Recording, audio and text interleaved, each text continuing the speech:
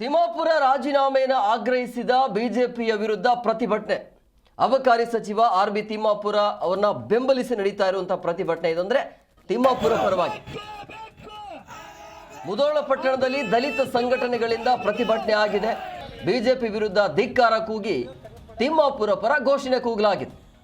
BJP ದಲಿತ ನಾಯಕರನ್ನ ಹತ್ತಿಕ್ಕುವಂತ ಕೆಲಸ ಮಾಡ್ತಾ ಇದೆ, ತಪ್ಪು ಮಾಡದಿದ್ರೂ ಕೂಡ ರಾಜೀನಾಮೆ ಕೇಳ್ತಿದ್ದಾರೆ ಅಂತ ಆಕ್ರೋಶವನ್ನ ಹೊರಹಾಕಿದ್ದಾರೆ. ಇದರ ಬಗ್ಗೆ ಏನು ಹೇಳಬೇಕು ಗೊತ್ತಾಗ್ತಾ ಇಲ್ಲ. ಅಬಕಾರಿ ಸಚಿವರು ನಮ್ಮ ಜಿಲ್ಲೆ ಉಸ್ತುವಾರಿ ಸಚಿವರಾಗಿರ್ತಕ್ಕಂಥ ಸನ್ಮಾನ್ಯ ಶ್ರೀ ಆರ್.ಬಿ. ತಿಮ್ಮಾಪುರ ಸಾಹೇಬರ ಮೇಲೆ ವಿರೋಧ ಪಕ್ಷದವರು